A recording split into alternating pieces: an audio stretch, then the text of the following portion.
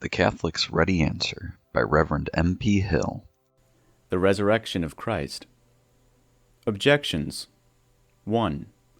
The disciples of Christ, in thinking he had risen from the dead, were laboring under an hallucination.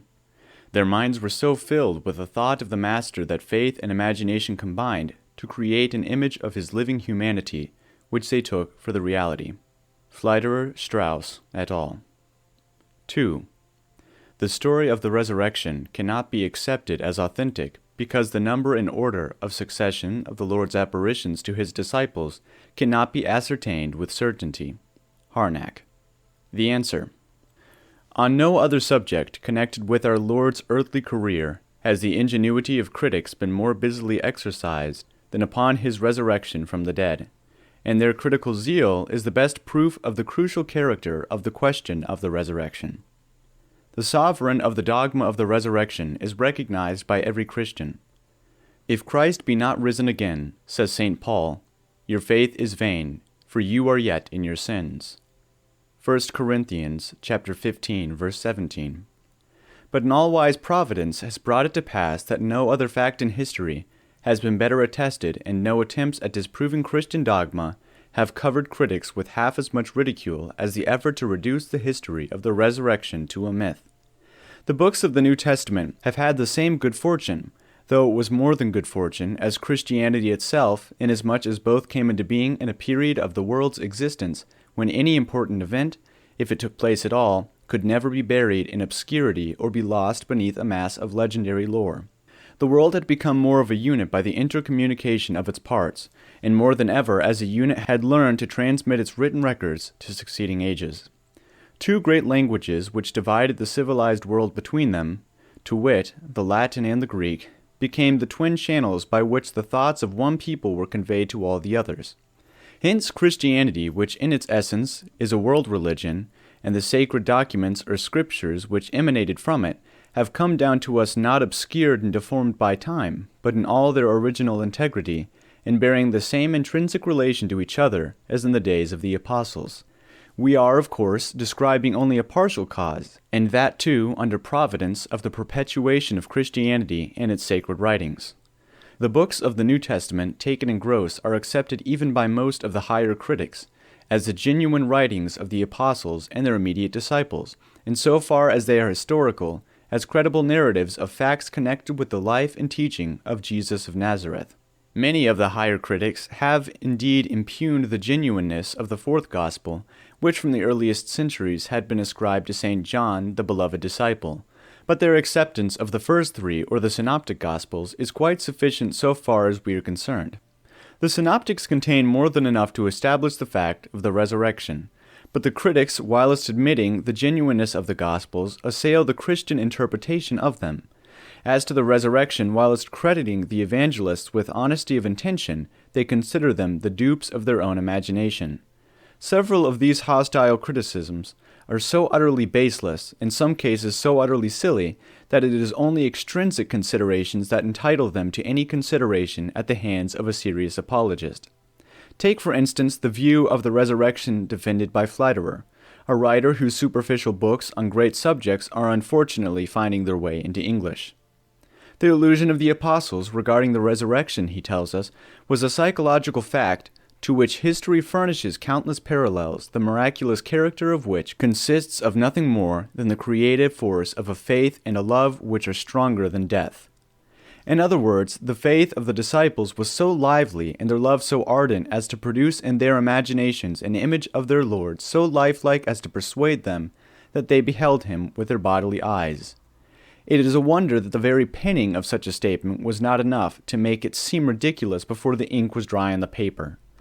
In lieu of the countless parallels furnished by history, where, we ask, is there one solitary parallel to the series of supposed delusive apparitions recorded by the evangelists?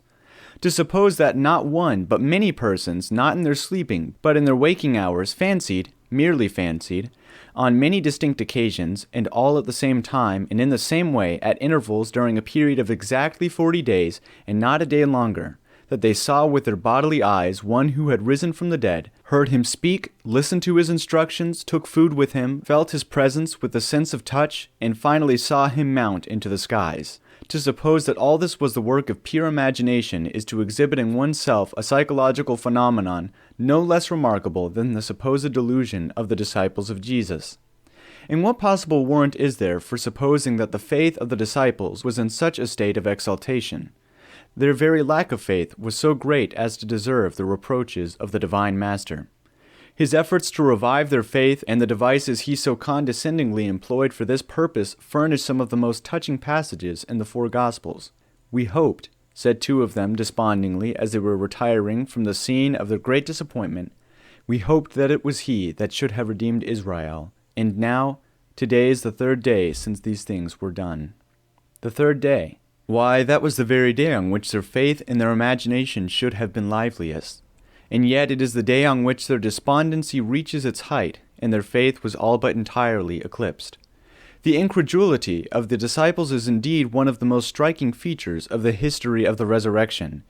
Even Harnack, the cynosure of German evangelical theologians, is found in the benches of the opposition.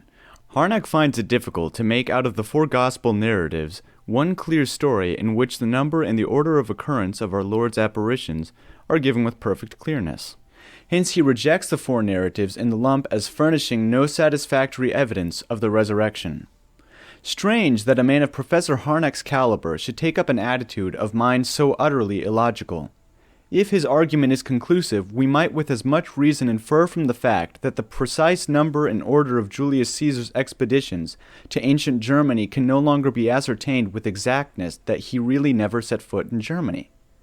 And yet no one questions Caesar's having been in Germany.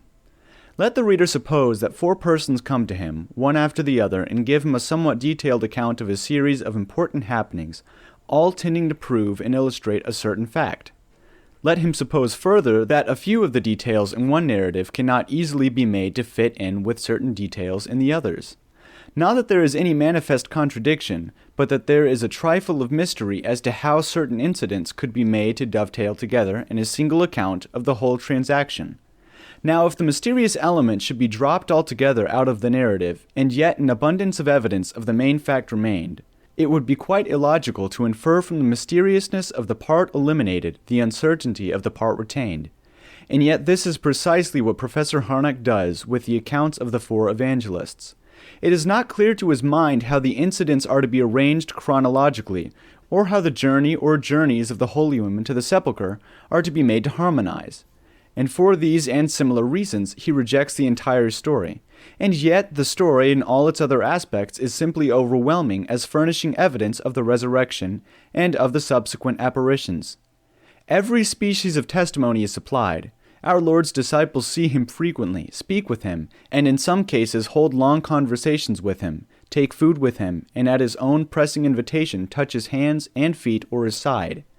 If the multitude and the variety of the details are so convincing, the special and unlooked-for character of some of them would alone be convincing if unsupported by other incidents. We refer to those which exhibit the incredulity of the disciples and the repeated efforts of their Lord to remove it. Here as elsewhere, the perfect artlessness of the story and the air of guileless sincerity, as well as of objective reality that pervade it, have succeeded in breaking down the objections of those who had begun by endeavoring to demolish either the genuineness or authenticity of the gospel narratives, but were ultimately obliged to make a change of position which only revealed the inherent weakness of their main contention. The palpable weakness of the case made out by such able men as Harnack can be explained only by the fact that their minds are constantly playing at cross purposes. Accepting on the one hand the Gospels as genuine, they are committed on the other to philosophical dogmas which make them quite incapable of seeing in the Gospels what would otherwise obtrude itself upon their notice. If they could only reduce the Gospels to those inferior types of sacred books of the East which have come down to us of a nebulous past, and bear upon them only obscure marks of their origin, the task of demolishing the evidence for the resurrection would be a much simpler one. But the books of the New Testament can never be relegated to such a category of sacred writings. They shine both by their own intrinsic light as by the light of all modern history, and yet their obvious message is obscure to those whose minds are warped by an antecedent prejudice against the supernatural and especially the miraculous. The resurrection, if it was a fact, was a miracle, but miracles are impossible. Therefore, for Harnack and his compeers, darkness in the midst of light. Two other objections to the resurrection deserve only a passing notice, as they receive today but little countenance from those who would gladly avail themselves of them if the objections had any force. The one is that our Lord never rose from the dead because he had not really died. His apparent death was followed by a revival of bodily strength during his entombment. The other is that the story of the apparitions was a deliberate fabrication of the disciples of Jesus. A thoughtful and unprejudiced reading of the Gospels would convince the reader that neither of these assertions has the smallest foundation in fact. If there is anything from which Providence has provided in connection with the life of the Savior, it is a superabundance of evidence bearing on the reality of his humanity and of his passion and death. As for anything like willful imposture practiced by the apostles, the theory refutes itself so easily that few authors of any reputation in our day subscribe to it. See Christ's divinity. The resurrection of the dead. Objection. It is chemically impossible that men's bodies should rise from their graves, for the same chemical elements have passed in succession into different human bodies. How can they be assigned to individual bodies at the resurrection? A human corpse decays. In the course of time, it becomes a fertilizer for grass. The grass is eaten by a cow. The cow finally becomes food for men. The answer. Our scientific critic of the doctrine of the resurrection is thinking of a sort of clearinghouse process which is going to baffle the divine wisdom because the conditions of the problem make it impossible of solution. I cannot rise with the identical body which I have in this life because others, doubtless, will have died before me, will lay claim to the chemical elements of my bodily composition. And those claimants will be confronted with still others, to whom they will have to surrender all that they have taken from me. This objection has been seriously urged, but what an amount of assumption it is built upon. Among other things, it takes for granted that on the last day, the confusion described above must be universal, and that no human body can be identified as simply belonging to this or that individual man. But why assume so much?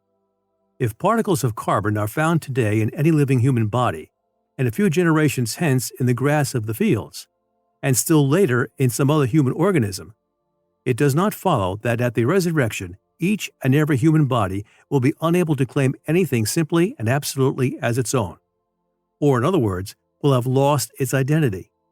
Indeed, it cannot be proved that any single body will have lost its identity. What, after all, constitutes the identity of a human organism? It is scientifically certain that in any given human body, not a single atom remains of those which it contained 20 years ago. And yet, who will maintain that we do not possess the same bodies we possessed 20 years ago? With an entire change of component elements in successive stages of its life, the body remains one and the same in identity. The Christian doctrine of the resurrection does not imply that the bodies of men are to rise with all the component parts which they had at any particular moment of time, or which they had even at the moment of death. Nor is it in contradiction with anything which we know for certain as to what constitutes the continuous identity of an organism. If any actual part of our bodily composition is needed on the last day to complete our corporeal identity, we may rest assured that an all-wise God will be able to find it. He knows our frame. Psalms chapter 200, verse 14. No word shall be impossible with God. Luke chapter 1, verse 37. Revelation. Objections. How can God, who is a spirit and infinite, speak to men or make any revelation to them? Even if he could make a revelation, it would be unnecessary. Men, by the aid of their understandings, can arrive at a knowledge of God and of natural religion, and by the exercise of their wills, lead a religious life. The answer. If God has conferred upon us the gift of speech to enable us to communicate with one another, he surely can find a means of communicating with us himself. As well, might we say that an infinite and purely spiritual being could not have created or preserved us as say that he cannot reveal himself to us? If our natures were purely material, we should not be capable of receiving a revelation, and for that reason, God could not make a revelation to us. But as He has given us spiritual souls, and has therefore made us like, though infinitely inferior to, Himself, He can communicate with our souls much more easily than souls can communicate with one another. Whether any revelation is necessary, it is for God to judge. If, as a fact, He has made a revelation, and if besides the precepts of the natural law, He has laid upon us other precepts, it is for us to hearken to the revelation and to obey His commands. God has made a revelation through the medium of His Son, Jesus Christ, and it is for us to accept it with gratitude. Saints.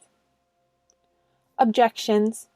The Catholic veneration of saints detracts much from the purity of divine worship, which should be concerned with God alone. The intercession of saints is a doctrine opposed to Scripture. For Christ alone is our advocate and mediator, and Scripture nowhere tells us that the dead can hear our prayers. The answer? Veneration of saints. Why do we venerate the saints? We venerate the saints, first, because we admire their marvelous virtues and gifts of grace. An admiration of what is good and great is an instinct implanted in every child of Adam. It would be difficult, even if it were desirable, to rid the heart of this natural disposition, and no less difficult would it be, without unnatural violence, to banish the expression of that feeling from the public services of the Church. God Himself has so intimately associated holy men and women with Himself in the work of man's salvation that it is impossible to celebrate the great mysteries of the Christian religion without giving due recognition to the human instruments which God deigned to employ in the regeneration of mankind. Hence, from the very beginning, Christians paid fitting honor to the saints of the new dispensation.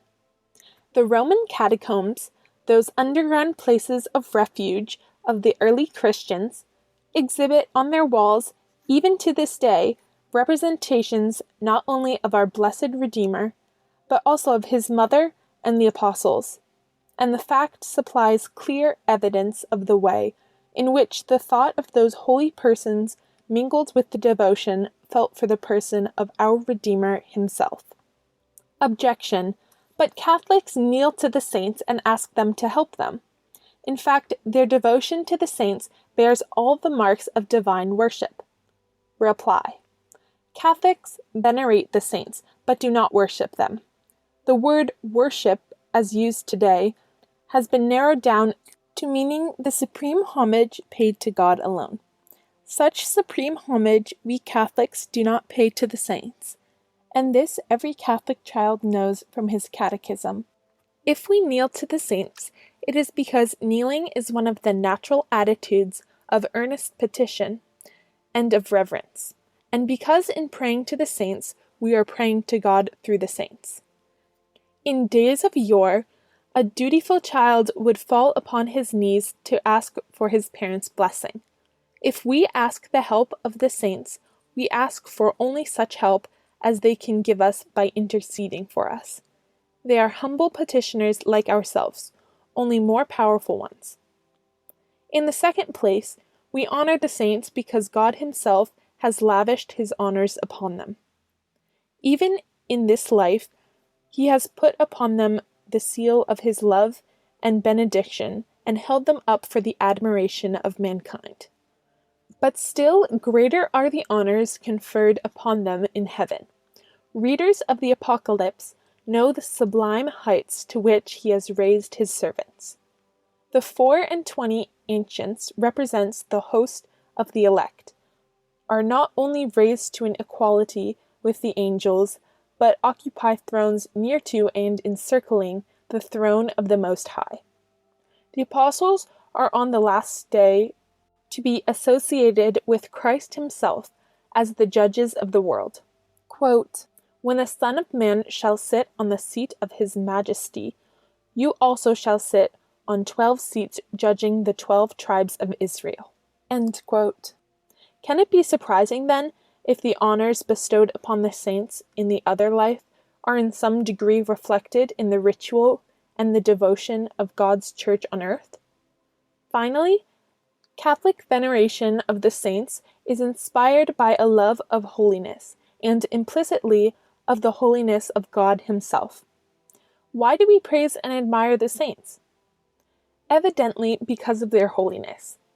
Our praise of the saints is a tribute to holiness, and no one can sincerely pronounce a panegyric on a saint without thereby manifesting his love of holiness, and implicitly his love of Him, who is holiness itself.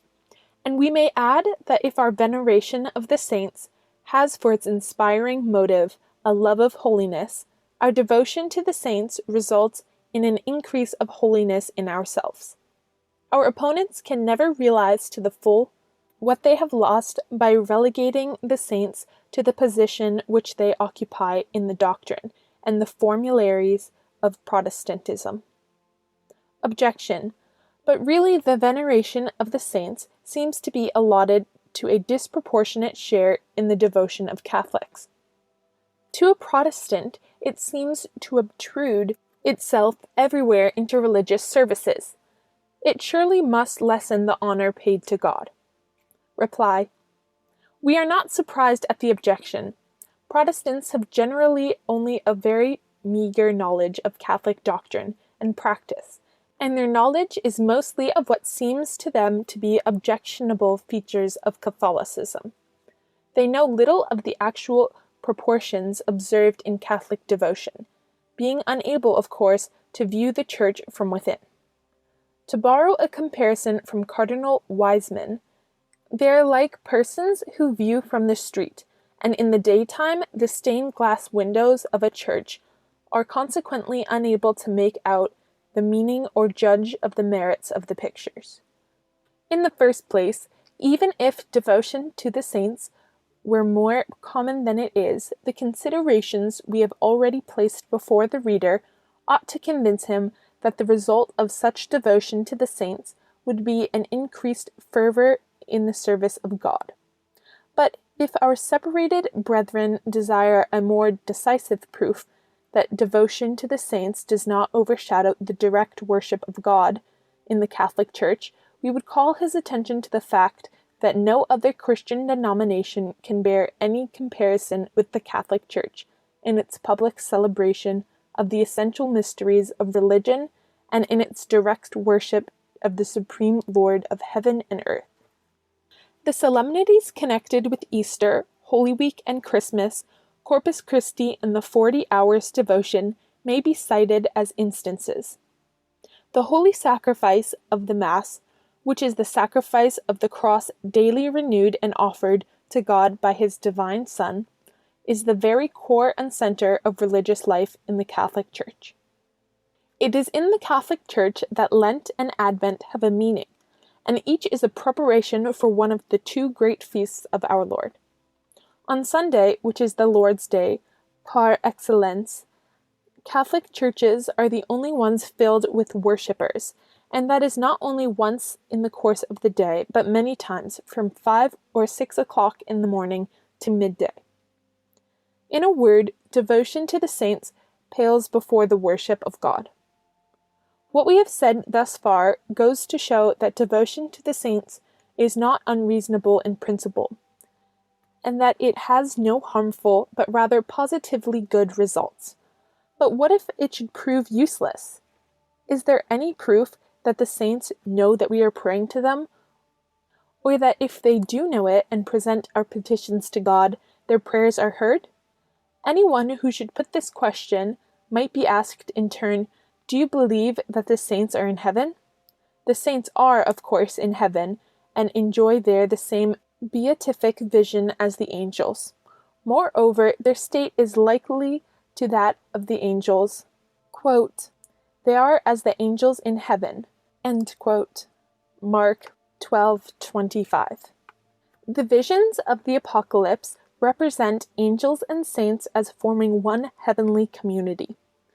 Now, as regards the knowledge possessed by the heavenly choirs of the events of this earth, we have but to recall the words of our Lord describing the joy that thrills the host of the blessed at the sight of repentance for sin. Quote, I say to you that even so there shall be joy in heaven upon one sinner that doth penance. End quote. Luke 15:7. Joy at the sight of repentance supposes a knowledge of the repentance. Therefore, the inhabitants of heaven are not ignorant of the happenings of earth. And surely, if there is anything they are likely to know about us, it is the fact that we are imploring their intercession with God. The angels who, as we have said, form one heavenly assembly with the saints, are deeply interested in the affairs of mortal men. Quote, Are they not, asks St. Paul, all ministering spirits sent to minister for them, who shall receive the inheritance of salvation? End quote. Hebrews 1:14. And they are represented by the sacred writers as offering the prayers of men before the throne of God.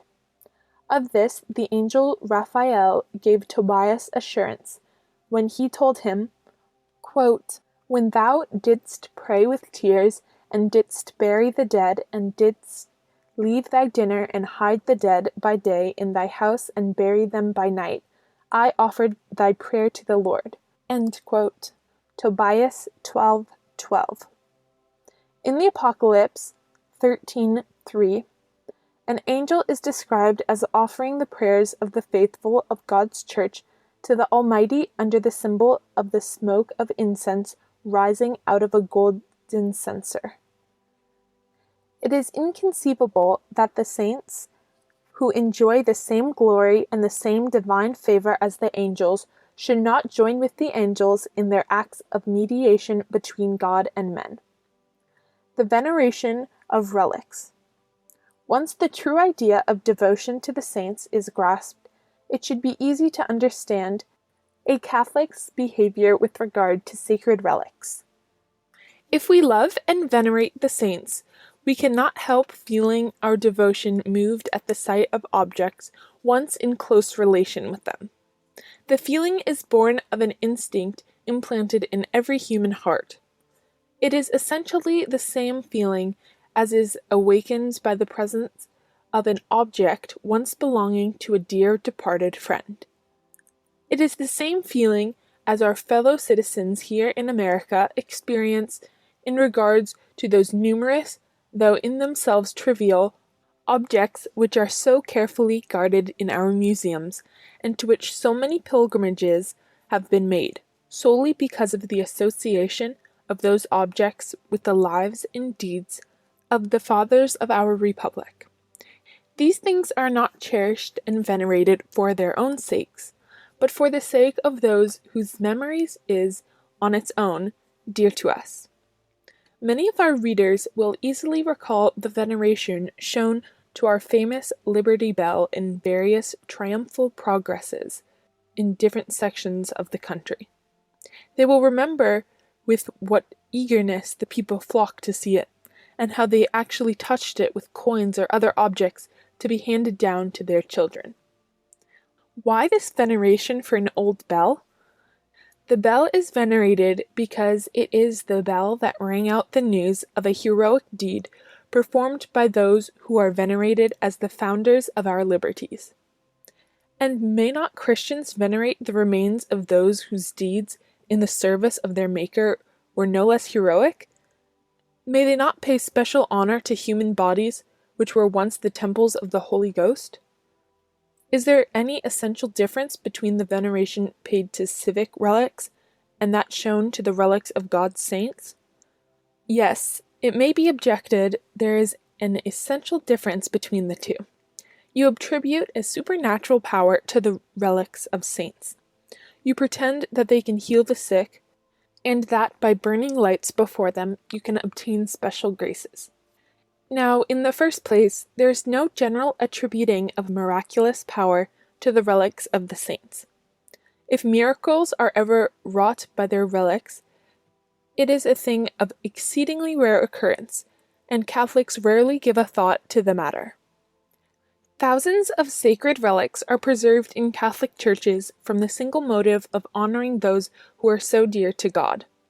Undoubtedly, Wonders have sometimes been wrought by relics of saints, but as touching these events, the objection we are considering is based on a very serious misconception of Catholic belief in this matter.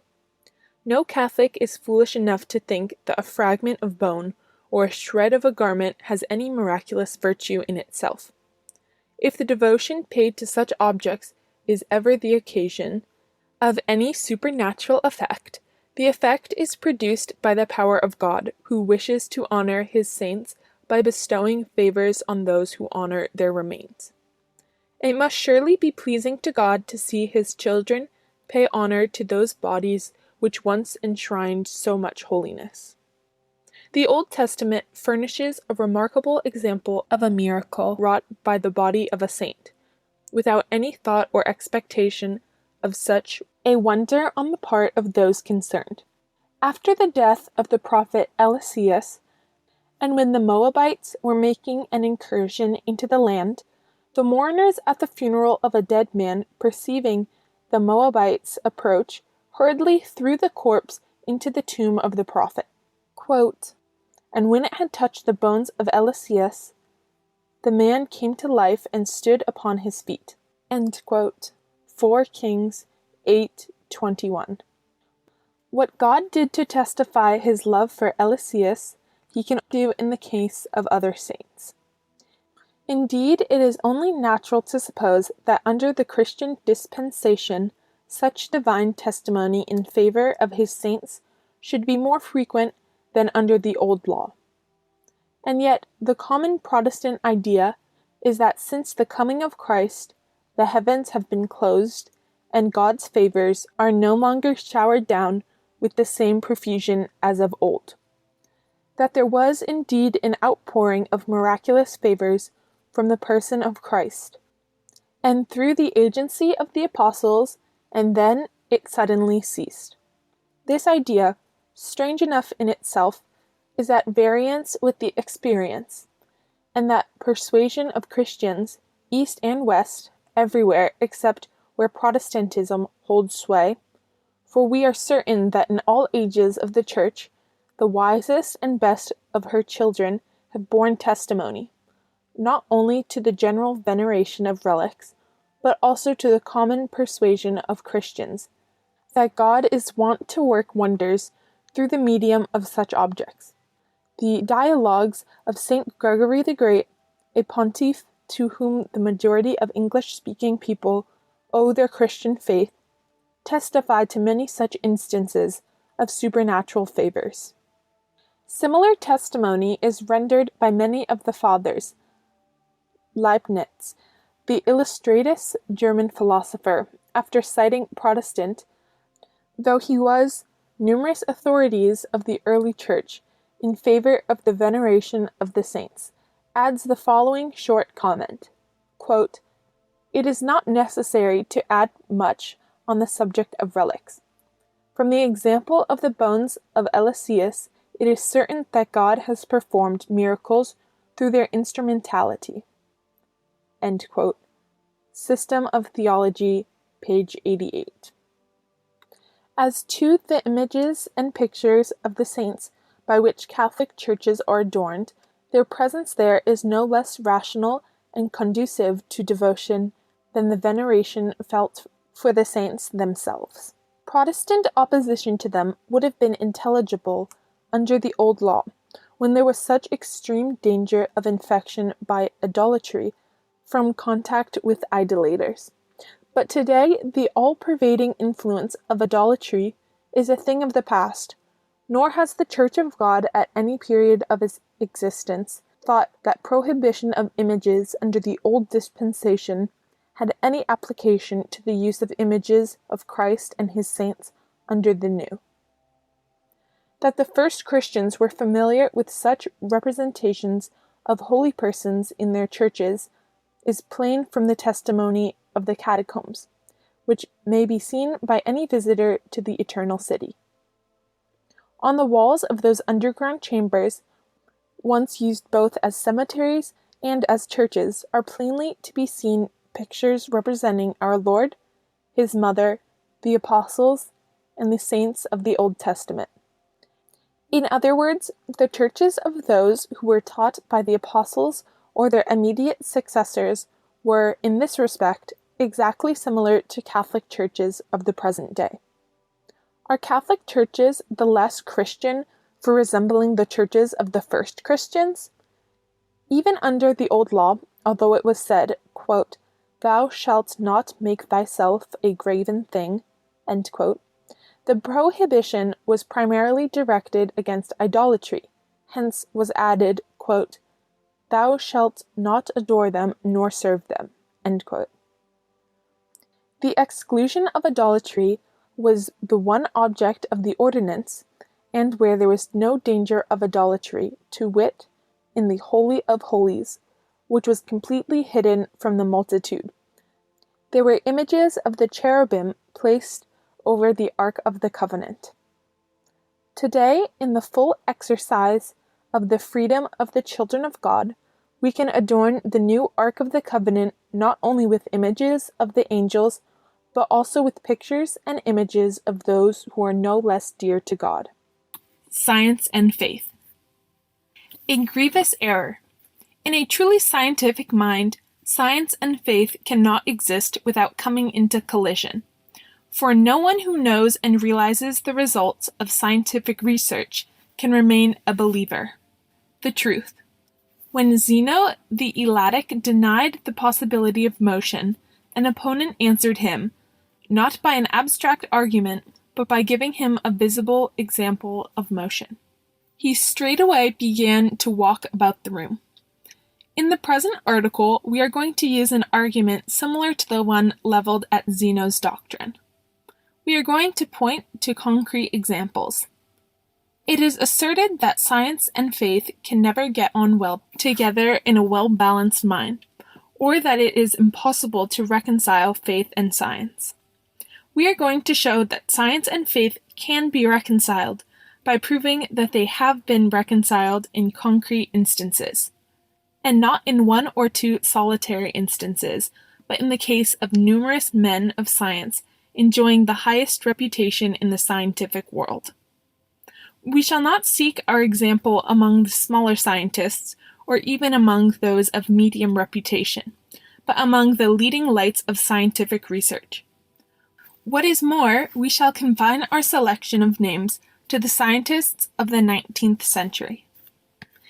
In the case of many men of science, the world at large has known little about their attitude towards faith or revelation.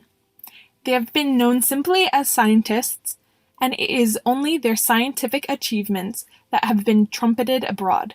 But a study of the matter has made it clear that during the 19th century, the really great men of science, with a few exceptions, were believers in many of the fundamental truths of the Christian faith.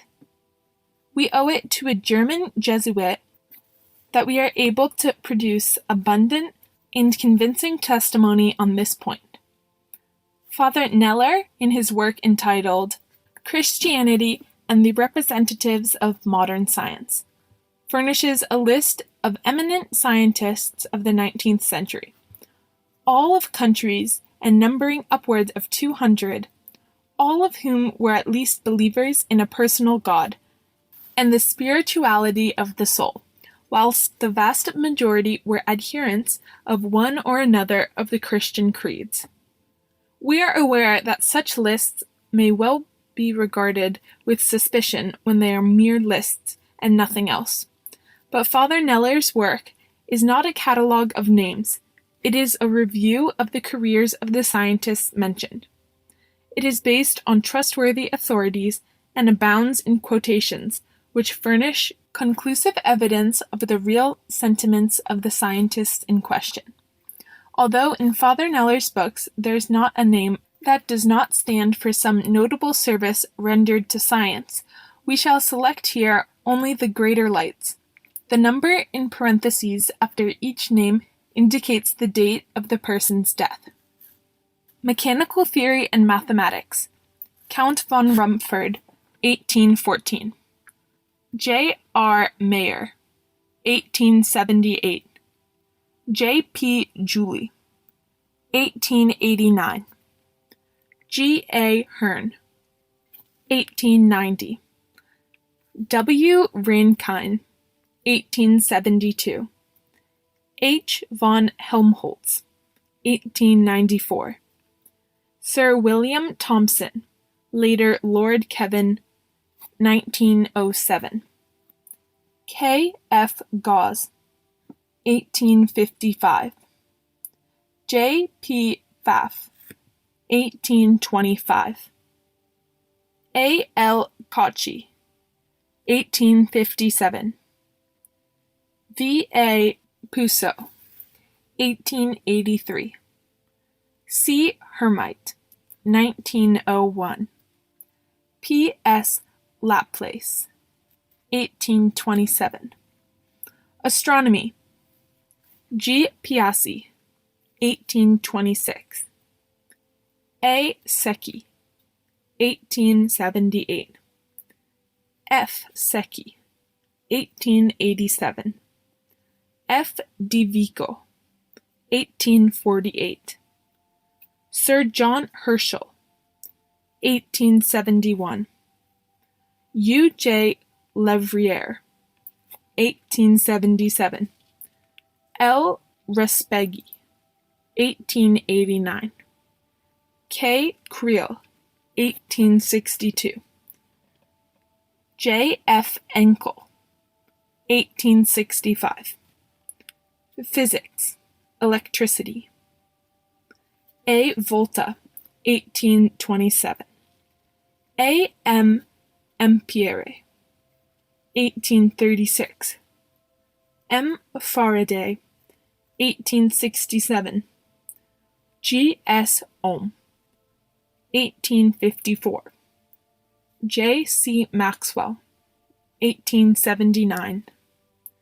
W. Weber, 1891. Light. A. Fresnel, 1827. J. Fraunhofer, 1826. A. Fizeau, 1896. Sir George Stokes, 1903. Lord Rayleigh, still living. Miscellaneous. J. B. Bolt, 1862. V. Renault, 1878. Chemistry. Sir Humphrey Davy, 1829. L. Vauquelin, 1829. L. Thenard, 1857. J. B. Dumas, 1884. J. von Liebig, 1873. M. Chevreul, 1889. C. Schoenberg, 1868. Mineralogy. R. Hayu, 1822. J. von Fuchs, 1856. E. Mallard, 1894. Geology. G. Cuvier, 1832. C. Deville, 1876. L. de Beaumont, 1874. J. Barrandi, 1883. G. Daubry, 1896. B. Diamalius, 1875. A. Dumont, 1857. J. D. Dana, 1895. Sir William Dawson, 1899. K. Bischoff, 1870. F. Kenstent, 1889. Oswald Heer, 1883. B. Studer, 1887. K. Lawson, 1893. W. Wagon, 1900. Physiology. J. Mueller, 1858. J. Schwann, 1882. D. Esgright, 1863. A. Volkmann, 1877. C. Bernard, 1878. Sir Charles Bell, 1842. L. Pasteur, 1895. J. B. Carnoy, 1899. R. Linné, 1826. Zoology and Botany. C. Ehrenberg, 1876. L. Agassiz, 1873. P. J. Beneden, 1894. A. David, 1900. K. von Martis, 1868. Asa Gray, 1888. Carl Bayer, 1876. G. J. Romanis, 1894. Evolution theory. J. B. de Lamarck, 1829. E. St. Hilary, 1844. Sir Charles Yell, 1875, and others mentioned above. Any well-informed reader must see that the above list represents the great bulk of scientific achievement in the 19th century, and yet there is not a single name on that list that does not stand for at least the more fundamental beliefs of Christianity. Many of these scientists were devout Christians. A very large percentage were Catholics, and some of them were priests or monks. This, by the way, is a refutation of a certain public pronouncement that, quote, scientific eminence among Roman Catholics is rare, end quote. The statement must be based on a very narrow survey of the history of science. It will be noticed that the latter half of the century is as well represented as the former, and yet it is in the latter half that Christianity is supposed to have received its death blow. It was the latter half of the century that witnessed the scientific achievements of Lord Kelvin and Louis Pasteur. It was only a few years ago that Lord Kelvin made the famous public declaration that caused such a flutter in anti-Christian circles, to wit, that science positively affirmed the existence of a creator, and that science was not antagonistic to religion, but rather a help to it. It is only a few years since Pasteur, a devout Catholic, closed his illustrious career, and it was Pasteur that gave the memorable answer to a pupil of his who had asked him how it was possible for one who had studied and reflected so much to remain a believer in Christianity. Quote, "It is precisely because I have studied and reflected that I have today the faith of a Breton, and had I studied and reflected more, I should have the faith of a Breton's wife." A few of the names on the above list will, it is true, excite the surprise of those who are acquainted with certain parts of their writings.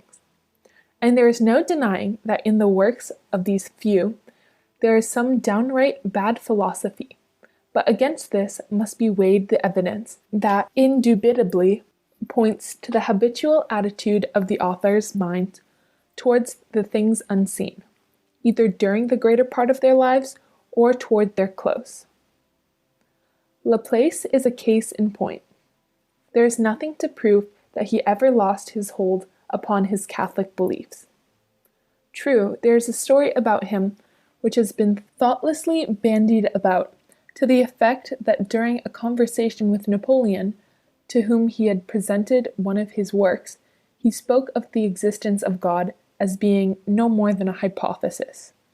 Napoleon had remarked to him, quote, "Newton in his work speaks of God. I have gone through yours, but I find no mention of God." End quote. Citizen First Consul Laplace is said to have answered, quote, "I find no need of that hypothesis." End quote. Now, be it observed in the first place that Laplace would never have dared to play the part of a skeptic before Napoleon, who, in the days of his power, gave short shrift to unbelievers. In the second place, when Laplace learned that the story was about to appear in printed sketch of his life, he directed a friend of his, Arago the scientist, to interest him in having it omitted.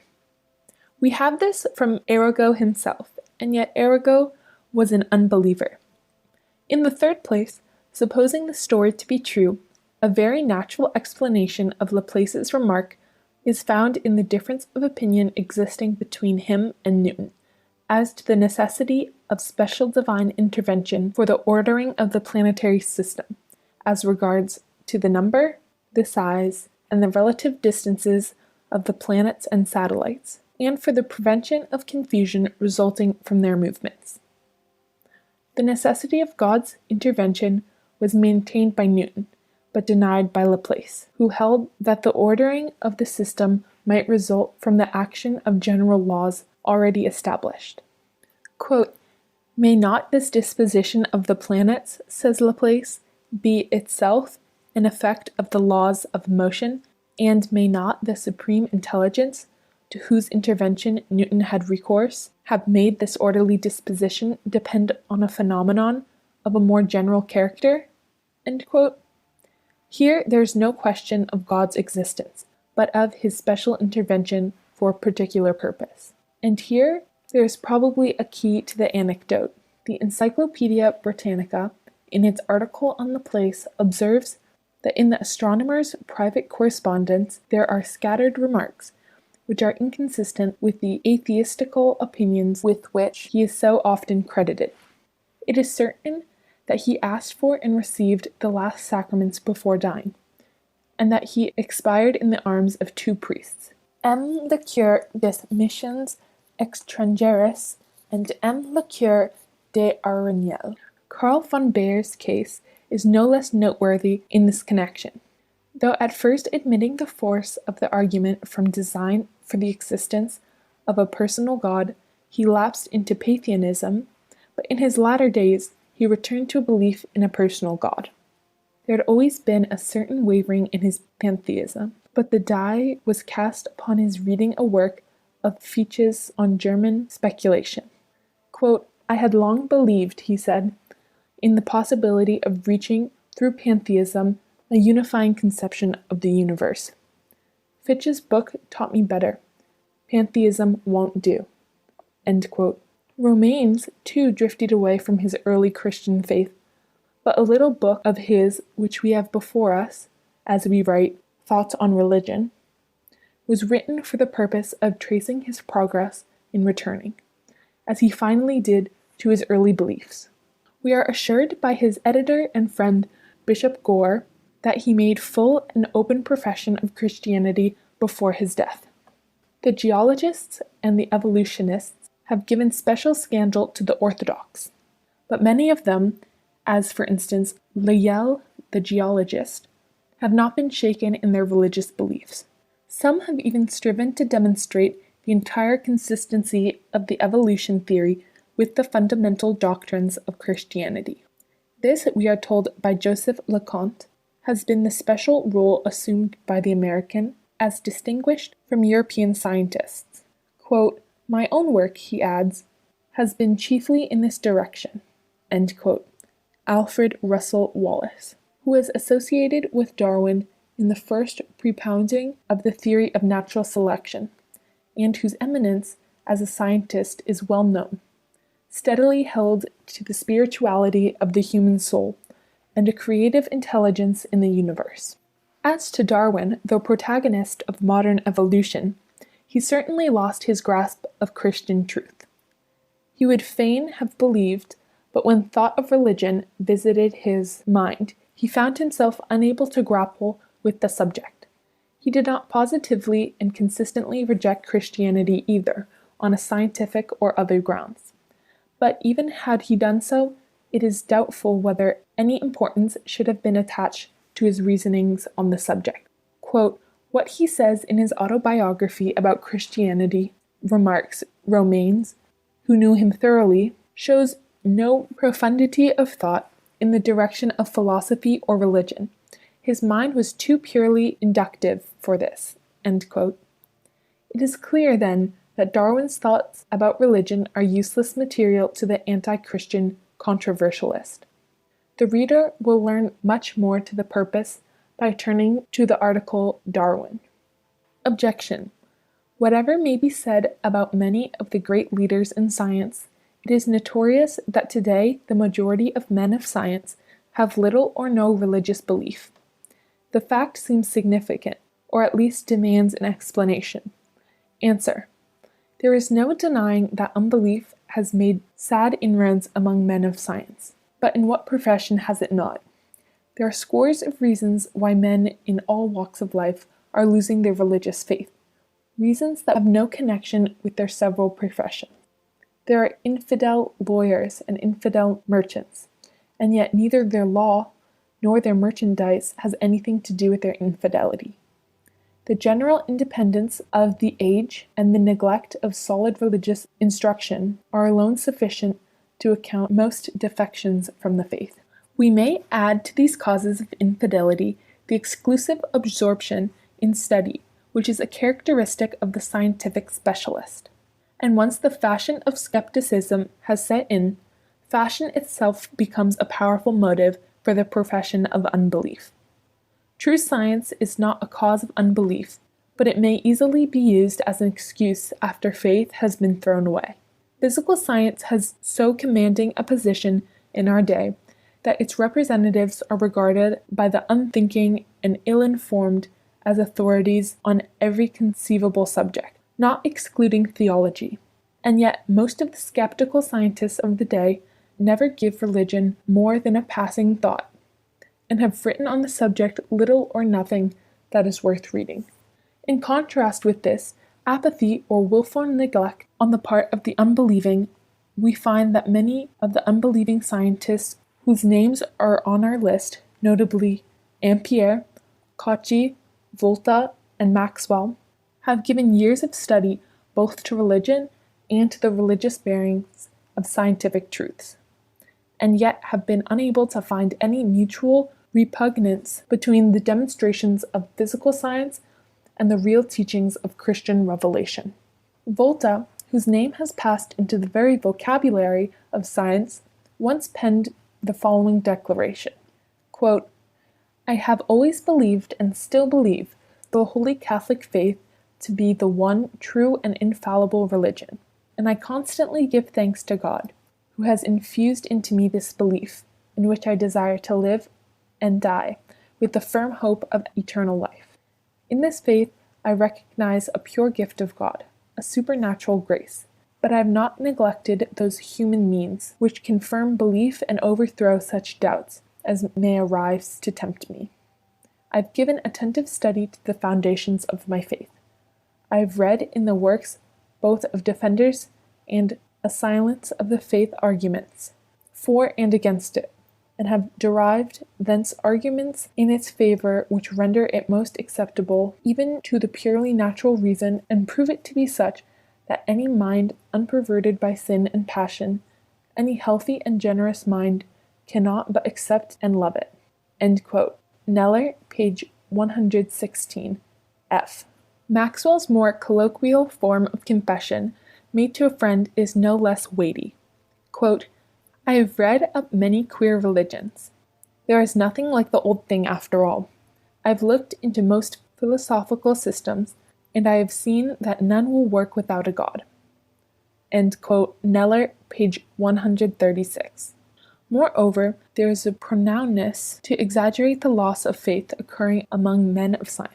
It is chiefly as scientists that they are known to the world at large, and men who live in mixed society are reticent on the subject of religion. The change that took place in Baer and Romanes may have its counterpart in the case of many others. Certainly Virchow, Du Bois Raymond, and Wundt experienced in the course of their careers a change of views, that brought them near the truth. The exaggerated impression as to the number of scientific unbelievers is due in great measure to the statements and the living example of the popular platform scientists, who are generally not the leaders of scientific thought. Finally, even though the actual number of scientists without faith were doubled or trebled, the thesis we are defending would not be weakened in the least. Our aim has been to show that if it is maintained, as it frequently is, the faith must conflict with science.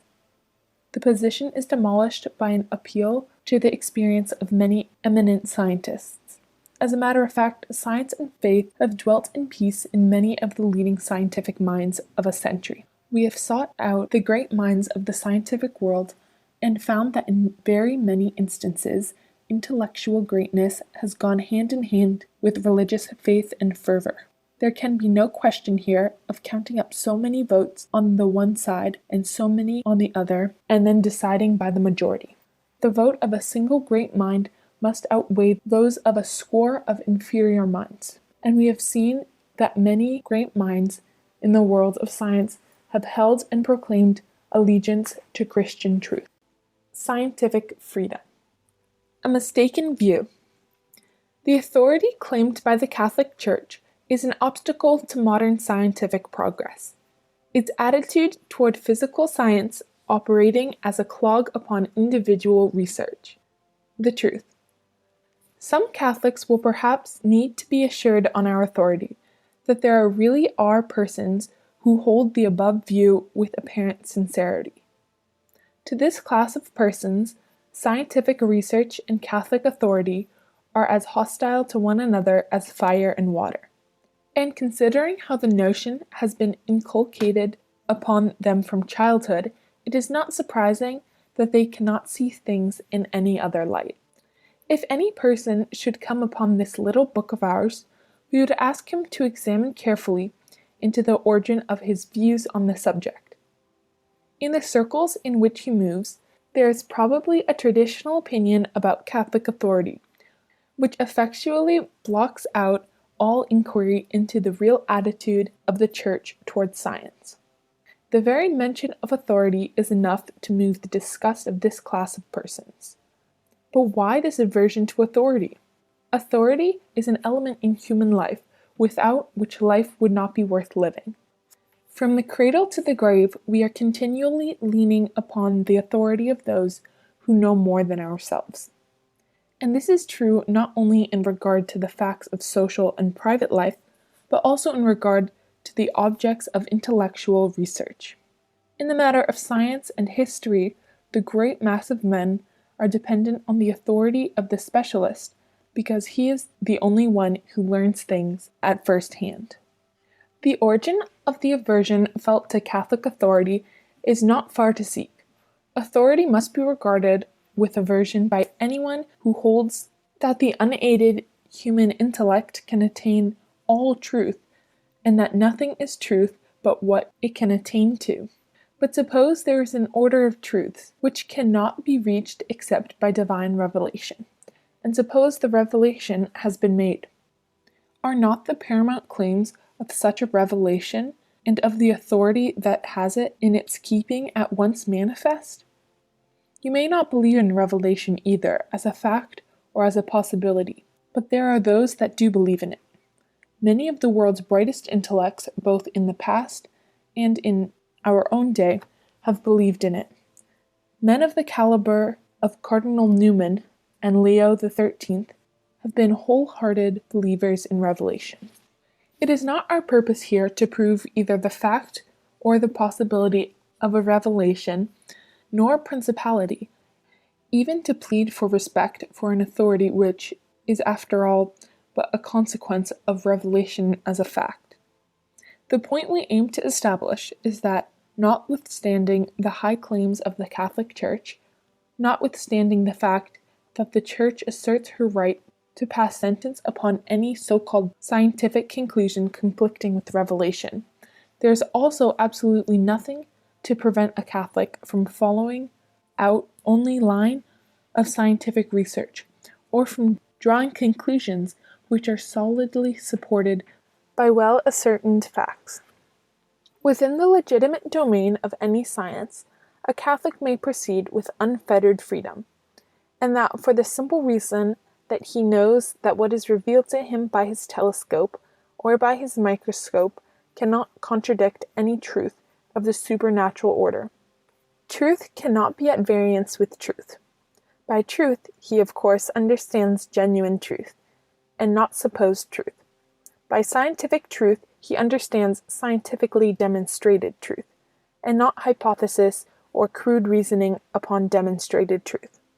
He is aware, of course, that facts may be discovered by the scientist whose bearing upon revealed truths may not at first be easily determined. Or he may be aware that certain half-demonstrated scientific truths or half-discovered facts may seem to be inconsistent with certain religious dogmas. But he keeps the even tenor of his way, confident that when the full truth is known, it will be found to accord with the teachings of faith. And in this he is never disappointed. The advances made in the sciences tend to confirm rather than to discredit Catholic beliefs. Archaeological science shows an increasing tendency to corroborate the narratives of Holy Writ.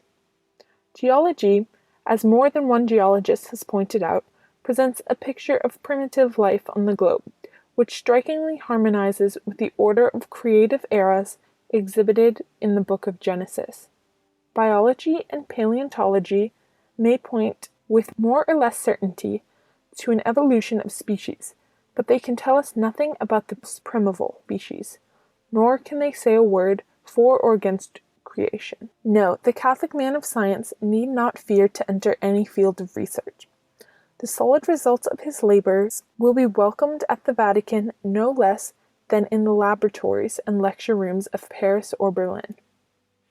But an ounce of concrete example is oftentimes worth more than a pound of general assertion.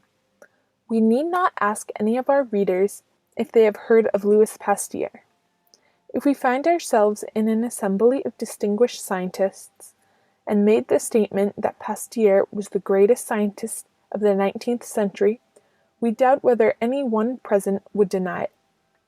If deep research, brilliant discovery, and enormous practical results furnish any criterion of scientific greatness, Pasteur's title to the first place in the ranks of the scientific is well certified. But Pasteur was a Catholic, a devout Catholic, a Catholic fearless in the profession of his faith.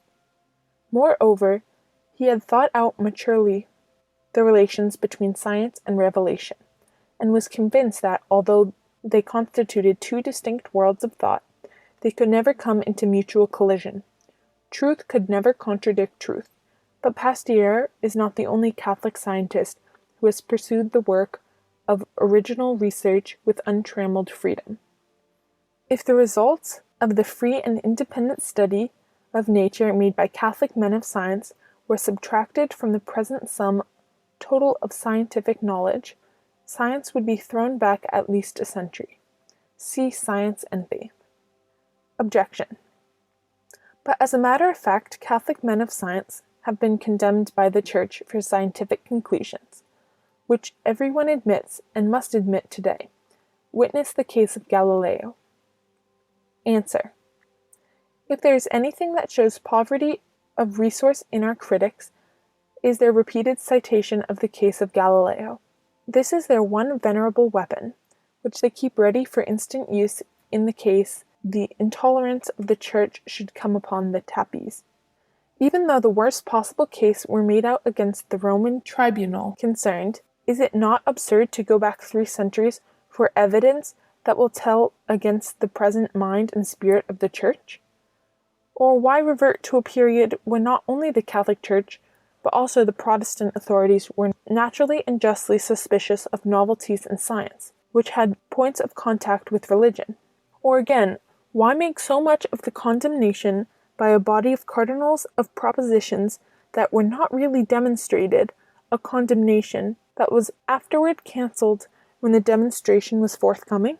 The theory, for then it was only a theory, of the Earth's revolution about the Sun did not really admit of a demonstration at a time when astronomical science was in so crude a state. Had it been strictly demonstrated, Galileo would have met with different treatment at the hands of the cardinals. Not that the Congregation of the Holy Office had any direct concern with any such question of physical science, but the question seemed to have a biblical bearings. To make the sun the immovable center around which the earth revolved seemed to contradict the obvious and generally received interpretation of certain passages in Holy Writ, as for instance when Josue is narrated to have stopped the sun in its course, or where the Psalms speak of the sun as rising in the east and going down in the west, and the fathers of the Holy Office were in duty bound to take cognizance of any such novelties of interpretation. If any such case arose today, the issue would be different. Catholic theologians are agreed that where physical science has clearly demonstrated the nature or the cause of purely natural phenomena mentioned in the Bible, the interpreters of the Bible cannot ignore any such demonstration, any more than they can ignore the science of philology in interpreting the words of a text or in determining the structure of a sentence. Did theologians of Galileo's day hold a different view? There is nothing to prove that they did, and there is no little reason for thinking that they did not. The truth is that it was only then that science was beginning to cast doubts upon opinions that had been held for centuries. The reader will find it instructive to learn the views of a distinguished contemporary of Galileo, a leader among theologians and the most trusted adviser of the Pope, to wit, Cardinal Bellarmine. The cardinal defined his attitude toward Copernicanism in terms that prove him to have been as modern in his spirit as can well be desired. In a letter to Foscarini, a Carmelite friar and an ally of Galileo's, at a time when the Galileo question was well to the fore, he expresses himself in the following words, quote, "If it were solidly demonstrated that the sun was in the center of the world, and the earth in the third heaven, and that it is not the sun that revolves about the earth, but the earth that revolves around the sun, then we should have to behave with much circumspection in explaining those passages of Scripture which seem to say the contrary, and rather acknowledge that we do not understand those passages than assert that a thing can be false which is demonstrated to be true." End quote. If he added the following words, quote, "But I will not believe there is any such demonstration until it is shown to me," end quote, he said what would have won the applause of a Huxley or Tyndall. And the same pair of modern scientists would have deemed perfectly reasonable the position explained in further remarks of the cardinal. Quote, "It is not by any means one and the same thing to show that on the supposition of the motionless position of the sun in the center and the movement of the earth through space, the actual phenomena are better explained, and to show that as a fact the sun is in the center, and the earth moves through space." End quote. In other words, a hypothesis is not necessarily proven to be the correct one because it gives a better explanation of certain facts. The cardinal then did not consider the theory demonstrated, but it is important for us to have learned what so influential a member of the Roman court thought should be the attitude of the Church in any case any such theory were demonstrated. But there was another aspect of the Galileo controversy which must not be left out of sight. The new system had arrayed against it the bulk of scientific opinion, as scientific opinion stood at that date. It was not simply a case of science versus theology, it was no less a case of science versus science, or at least scientists versus scientists. Galileo's chief opponents were eminent scientists, who themselves, animated by the truth spirit of modern discovery, had made valuable contributions to scientific knowledge. Amongst others, Schneider, one of the discoverers of the spots on the sun, Clavius, surnamed the Euclid of his age, the astronomer Magini Greenberger, and even the English philosopher Francis Bacon, who was so much landed at a later period as the father of modern science. Bacon regarded the Copernican system as a convenient mathematical fiction to script globe int C6. Science itself, therefore, rejected the new system as not having produced its credentials. Were the cardinals of the Holy Office expected to be in advance of the science of their day? Objection. In one respect, the Catholic scientist must feel not a little hampered. He is much restricted in the forming of hypotheses, which have so often opened a path to scientific truth. Any hypothesis that excludes creation must at once be rejected by the Catholic investigator. Answer. We are dealing with the physical sciences. Now, which of the physical sciences, as such, need be concerned about whether things were created or not? What have they to do with questions touching creation? Creation, the spirituality and the immortality of the soul, and other such questions are quite beyond the limits of observation and experiment, which are the instruments of the physical sciences. When the physicist finds himself speculating on these subjects, he should remember that he is essaying the role of the philosopher, in the highest sense of the term. Unfortunately, when scientists of the stamp of Haeckel began to philosophize, they abandoned the impartial and unemotional temper which we have been taught to regard as a characteristic of the scientific mind. And then it is that they hazard statements about God, creation, or the human soul, which have no foothold in any science known to them. As to rational philosophy, as distinguished from natural philosophy or natural science, that is a region in which hypotheses, especially working hypotheses, can hardly have any scope. But here too the same law will hold, to wit, that if the truth of a proposition is demonstrated, it cannot conflict with revealed truth. But who will presume to say that any system of philosophy has demonstrated the impossibility of creation, or of the immortality of the human soul? Let any Catholic scientist, therefore, come to the Vatican with a demonstration of any scientific truth, and his demonstration will be honored as Copernicanism was finally honored when its claims were established. Secret societies. Objection. Why is the Church opposed to secret societies? If individuals may lawfully have secrets, why may secret societies not have them? The answer. The Church condemns certain societies not simply and solely because they have secrets, but because of the particular kind of secrecy practiced in those societies. In some cases, also, she condemns them because there is sufficient evidence, as in the case of Masonry, that the secrecy is used as an instrument for the propagation of error and for the destruction of all true religion. If a Catholic thinks of joining a secret society, he must know, not only as a Catholic, but simply as a man with a conscience, to what sort of secrecy he is going to commit himself. And those who have a right to know the state of his conscience have also a right to know whether his joining that society will be to him a source of spiritual harm or to others an occasion of scandal. One very objectionable feature of certain secret societies is an oath of absolute secrecy, blindly taken. That is to say, without one's knowing what he may be committing himself to. A no less objectionable one is the oath of absolute and unconditional obedience, which no one, under any circumstances, can conscientiously take. The use of a religious ritual is often a sufficient reason for condemnation, especially if it be accompanied by the use of symbols of a religious character whose meaning is known only to higher adepts. Even in many of the less objectionable secret societies of the day, there are influences constantly at work tending to weaken the faith of Catholic members and lessen their allegiance to the Church. It is partly because of such objectionable elements in Freemasonry that Catholics are forbidden under pain of excommunication to join any Masonic organization. The Knights of Pythias, the Oddfellows, and the Sons of Temperance are also condemned by the Church. But what about other secret societies not thus explicitly condemned? Are Catholics free to join them simply because the Church has not expressly condemned them?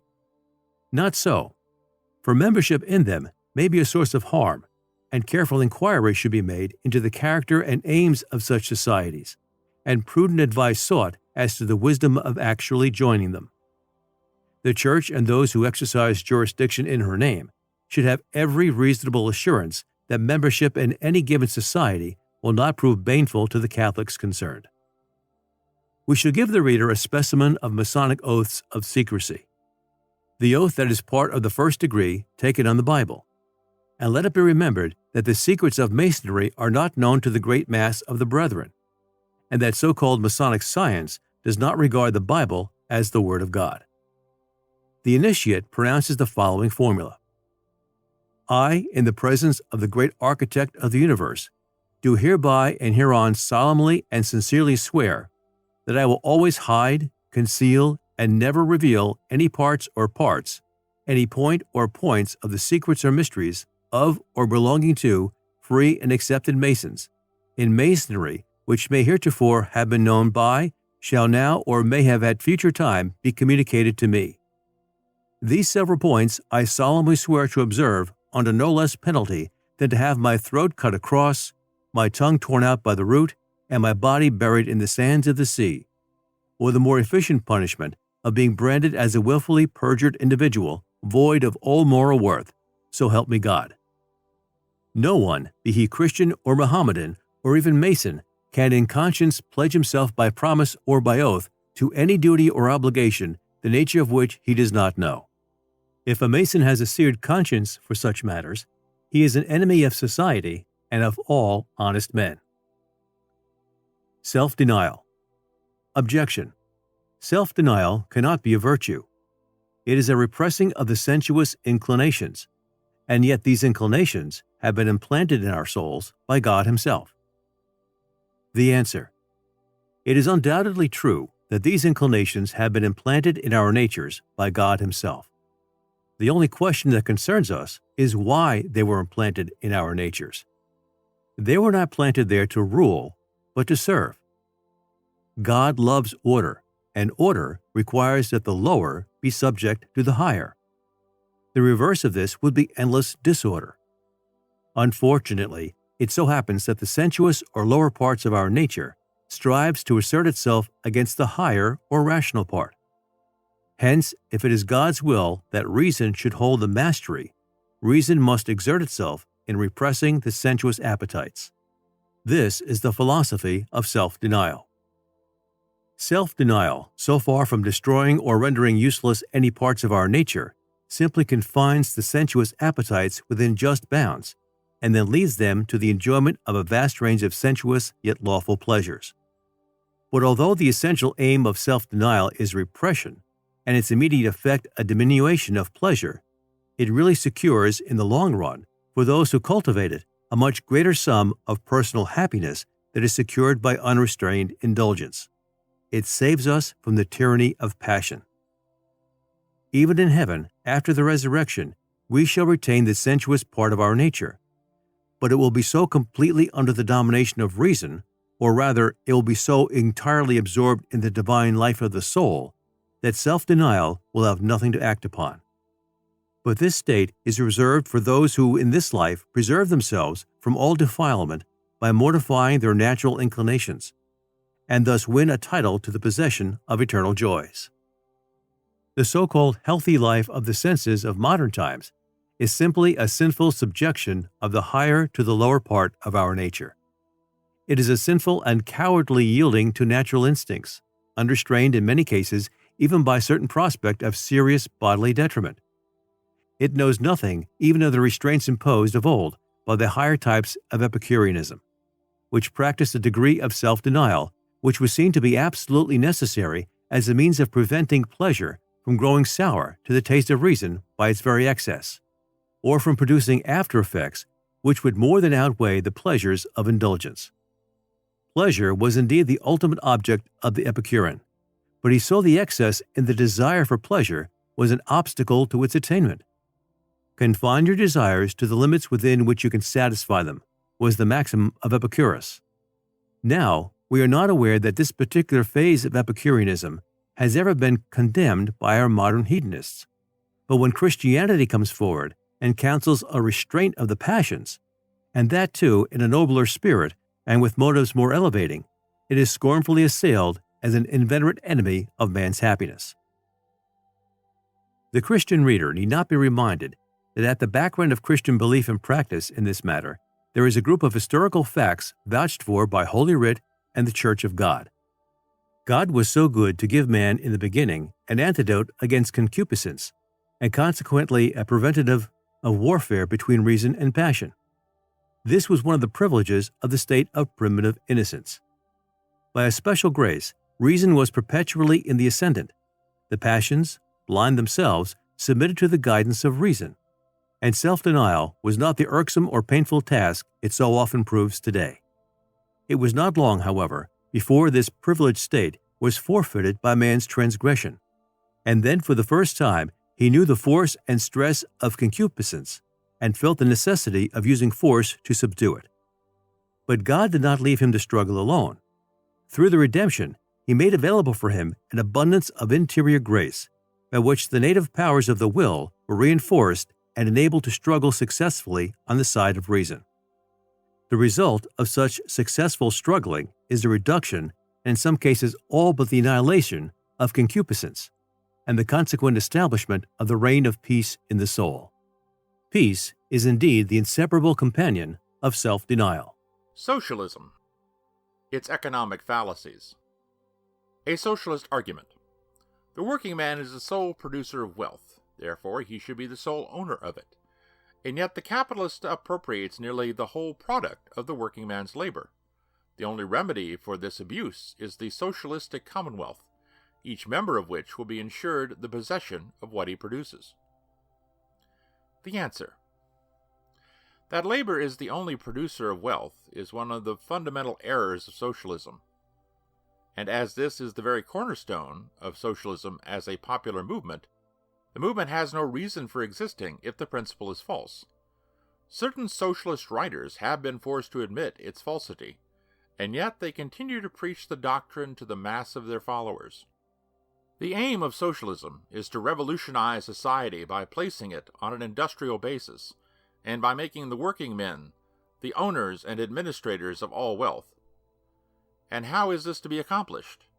By taking out of the hands of individuals and transferring to the commonwealth all the sources and means of production, mines, lands, factories, machinery, raw materials, and finished products, together with the entire business of transportation, distribution, and exchange. Private property will be confined to the compensation received for labor performed. Each member of the community must contribute his quota of manual labor, and each will receive from the public storehouse or from the public treasury what his labor is worth. All distinctions will be leveled. A doctrine of equal rights of the strictest type will be carried into effect. Men, women, and children will have the same rights, and as far as possible, the same duties. But advanced socialistic theory does not stop here. Society will still be more thoroughly revolutionized. Marriage will be placed on a new basis. Men and women will remain united in marriage only as long as either or both of the parties to a marriage desire. Family life will be abolished. Children will never learn to know or love their parents, for as soon as they see the light of day, they will be taken like orphans or foundlings and reared under the motherly and fatherly supervision of the state. Domestic happiness, we are told, will be merged in the happiness of the community. Family affection will be superseded by a love of humanity. The Commonwealth will be a democracy. The elected representatives of the people will administer the affairs of the state under the people's supervision. Government and law will be reduced to the minimum. But what is the motive or the necessity for so drastic a change? The socialists answer that such a revolution is necessary because under the present dominance of private capital, the many are becoming poorer, and the few becoming richer. In former times, the means of production belonged more generally to the individual workman. What he produced was his, and no one disputed his title to it. But today the means of production have passed into the hands of a comparative few. One man thus equipped employs hundreds or thousands under a system of combined labor which enables him to produce, by means of 100 pairs of hands, enormously more than was possible in times past. With this fact as a basis, the socialist argues thus: if 100 workmen produce 10 times as much today as they could have produced 2 centuries ago, they are entitled to 10 times as much compensation. The only way to secure such compensation is by making the working men themselves the owners of the means of production. If they fail then to get their due, the fault is theirs, formed into a commonwealth in which each of the members will be obliged to work. in order to contribute to the common store, they will severally receive the full value of their labor, or at least as large a percentage of it as can be afforded from the general fund. Private capital, then, as being the great source of industrial evils, is to be done away with in favor of collective ownership. The account we have given of socialism is based upon standard socialistic literature.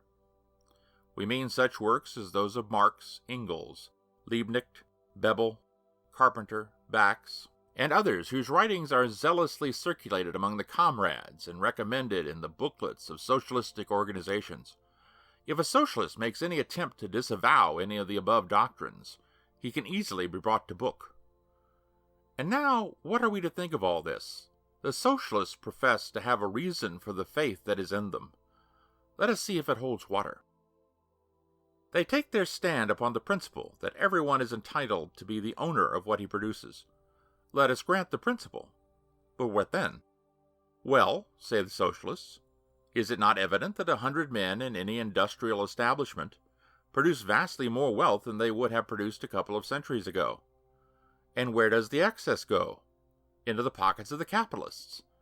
And they have not moved a little finger in the production of it. The poor toiler gets barely enough to pay his rent and feed his wife and little ones. Meantime, the capitalist goes spinning about in his motor car or sailing to the ends of the earth in his palatial steam yacht.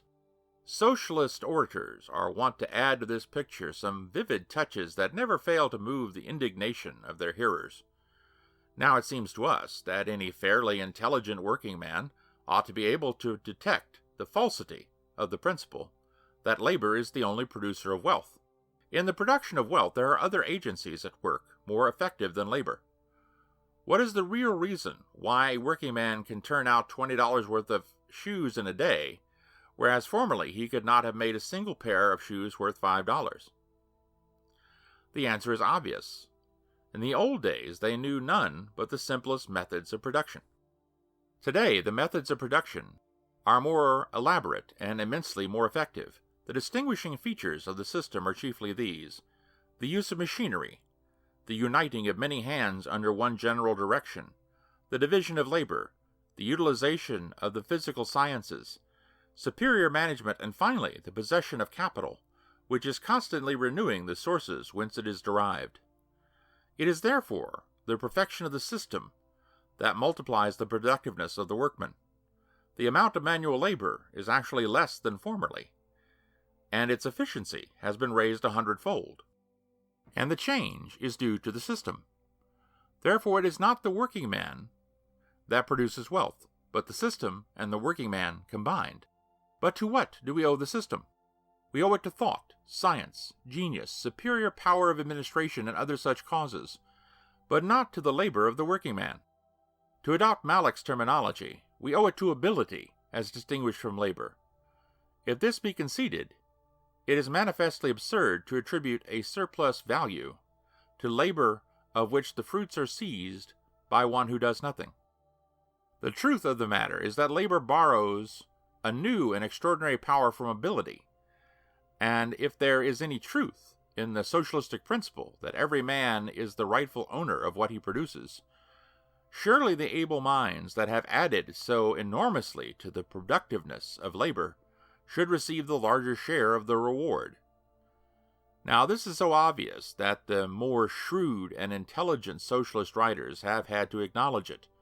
In countering educated criticism, they have been forced to see the necessity of reconstructing the theory of socialism in this as in many points, and yet they have not the courage to go before any meeting of their comrades and tell them that, after all, working men are not the only producers of wealth.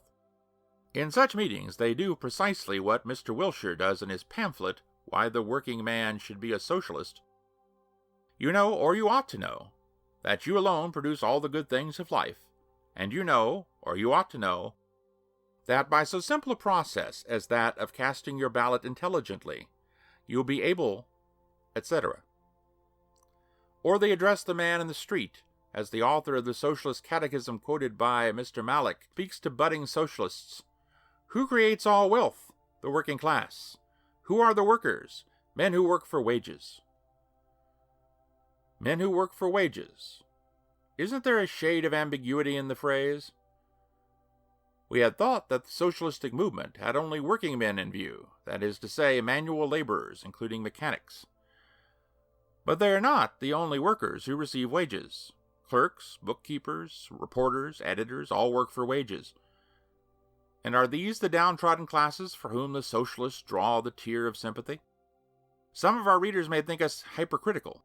Salary is the polite term used for compensation received by the higher type of workers. We must caution our readers that no such distinction is intended.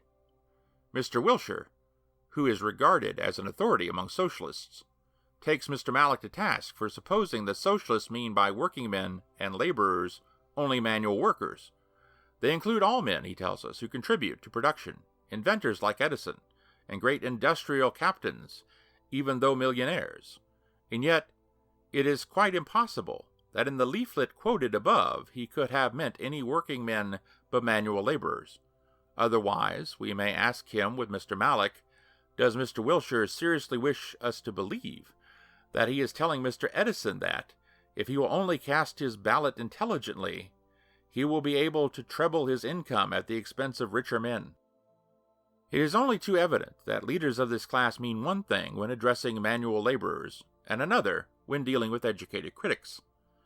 The truth is that socialist thinkers have begun to see not only that room must be found in their commonwealth for men of exceptional ability, but also that exceptional compensation must be given those for their superior services. Now this means that some will be wealthy and others comparatively poor, and the conclusion is frankly accepted by more than one socialist authority. But its consequences for socialism seem to be ignored.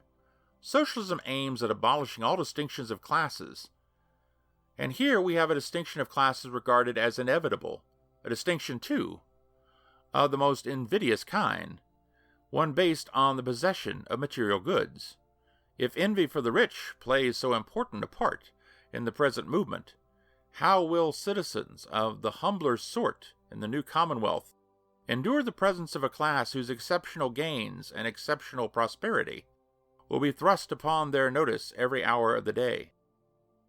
It must be conceded, then, that ability would have to be stimulated by the prospect of exceptional rewards. As for still higher motives, such as disinterested devotion to one's fellow men, these, under any system, may actuate a choice few. But no one except an extreme enthusiast would suppose that whole classes of men will be stimulated to deeds of self-abnegation by such a phantom idea as humanity in general. Even the Christian virtue of charity, embodied though it is in the beautiful earthly life of the Son of God, has not so effectually raised the world to so high a level of self-obliteration as the socialists propose to do by the spread of their peculiar ideas. They fancy that when the world is converted to socialism, it will find itself automatically rid of the old Adam. Self will be sunk in a love of humanity. Artists will sing with as little hope of gain as nightingales. An inventor who has labored for years at a new piece of mechanism will make a present of it to the public treasury, and then be lost in the ranks of his fellow workers. And how are they preparing working men for this reign of unselfishness? It is not by exciting their greed. It is not by telling them, and falsely telling them, that they are the only producers of wealth, and that they should seize what is theirs. It is not by holding out to them the prospect of personal possessions and personal property, increased at least tenfold in the commonwealth they are going to rear upon the ruins of capitalism. We are confident that the great mass of English-speaking working men are too shrewd to be deceived by any such quack system of economics, and that they will see that in any commonwealth some distinction of classes is unavoidable. Nature itself, as well as the essential conditions of human life, will range men in higher and lower social strata. The great problem, therefore, is not how to abolish classes, but how to bring them into harmony, and this with a view to creating the highest sum of happiness for all classes. Such is the charlatan character exhibited by socialism in its more popular aspect. There is a more dignified phase of the system, which is no less unsound. Scientific socialism is a phrase that has done yeoman service among those who are taken by high-sounding designations. The root principles of the so-called science must be sought for in its theory of value. Marx distinguishes two kinds of value: use value and exchange value. The use value of thing is that which it has as ministering to human needs and desires. Its exchange value is its worth as an object of barter, or its value in the market. The use value of a pair of shoes is the utility of the shoes in protecting the feet of the wearer. If the same pair of shoes be exchanged for 10 pounds of butter, that quantity of butter represents the exchange value of the shoes. And here we must introduce to the reader a novel principle of socialist economy, which is that the total exchange value of a commodity is to be measured solely by the amount of labor involved in its production. The proposition is so ridiculous that even a child could refute it. The labor of a lifetime might be expended on an object without adding to its exchange value. The thing produced must be useful, or at least in some way desirable. No dairyman would exchange 1/4 pound of rancid butter for even a dozen pairs of paper shoes, no matter how much labor had been expended on their making. Why are certain kinds of wood, say mahogany or ebony, valued either in their raw state or in manufactured articles? It is merely because of their superior value as supplying the needs or otherwise satisfying the desires of the purchaser. But it is useless to multiply examples of commodities that are valued for their use, quite irrespective of the amount of labor bestowed upon their making. Labor has its value, but it is not the only factor that goes to the production of exchange value. From the theory of value that is derived from the theory of surplus value, which the socialists make the immediate basis of their practical demands, a man's labor capacity may be regarded as a commodity brought to the labor market. A working man exchanges this labor capacity for a sum of money, or his wages. The exchange value of labor, say the socialists, must be determined by the same standard as that of a pair of shoes or of a pound of butter. It is represented by the amount of labor that has produced it. But the immediate producers of labor capacity are food and the other necessities of life, and they in turn derive all their value from the amount of labor involved in their production or preparation. Hence, if a man's maintenance costs $1 a day, $1 represents the exchange value of the labor capacity which he places at his employer's disposal. Now, under the present system, as the socialists argue, only a fraction of the working man's time is consumed in producing that dollar's worth of commodities for his employer. The time required for producing it is called the necessary labor time. The remaining time yields the working man nothing and is a source of pure gain to the employer. The value of the labor performed after the necessary labor is called by socialists the surplus value. It is this that creates capital and produces untold wealth for the great leaders of industry. Socialists admit that there is no injustice done the working man insomuch as his labor capacity is worth $1, and $1 is what he receives, and yet he must labor beyond the necessary labor time, producing wealth for others, and getting none of it himself.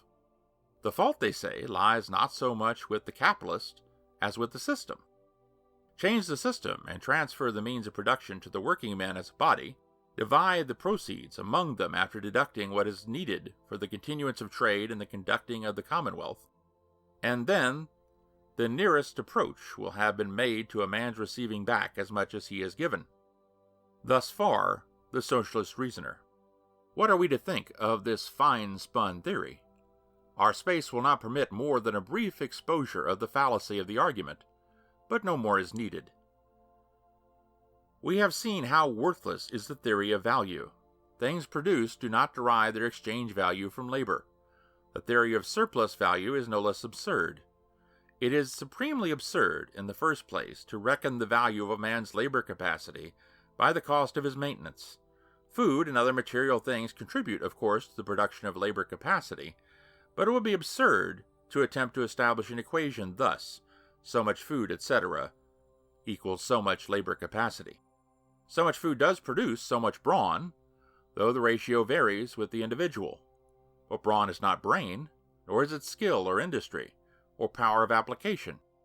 And yet all these qualities go to the making of a good workman. It is a mistake, therefore, to suppose that labor capacity can be measured by cost of maintenance. No less absurd is the idea of necessary labor time. There is no ground for asserting that there is any necessary time as distinguished from surplus time, or that under the present system the value of man's labor is necessarily greater than what he gets for it. What does the manual worker really contribute to production? The answer to this question brings us back to a point we have already developed. 100 workmen organized under capital do, in some sense, produce immensely more than would be possible if they worked separately or without much organization. But the difference is due precisely to the organization and to other elements of the modern system, in which the laborer is a comparatively insignificant factor, and to the perfection of which he has contributed absolutely nothing. How utterly unreasonable, then, is the assertion that the working man is compelled to donate to the capitalist nearly the whole of the fruits of his labor. We are not disposed to ignore the real abuses of capitalistic industry. We are aware that although the lot of working man generally has been vastly improved, there are still classes of workers who are defrauded and victimized by their employers, and we are not without hope that their grievances may be remedied by legitimate means. Let them use the just means that have succeeded in the past, and some hope of improvement will appear. If one half the propaganda devoted to communistic schemes had been diverted into more practical channels, socialism would not have the pretext on which it leans today for aiming to revolutionize the industrial world, and with it society in general. As a matter of fact, socialists have done little or nothing to improve the lot of the working man. We confess we should be delighted to see working men in general receiving a larger share of the public wealth, which they certainly help to produce. But it is exceedingly questionable whether a much larger share would make for the working man's genuine happiness and the higher good of society. We should be no less delighted to see the working man, after spending a reasonable time in manual labor, devoting his leisure to the cultivation of his mental faculties and to healthy amusement. In the abstract, there is nothing incompatible between working at a loom during a part of the day and enjoying the products of the fine arts during the remainder. The only question is whether and to what extent it is practicable.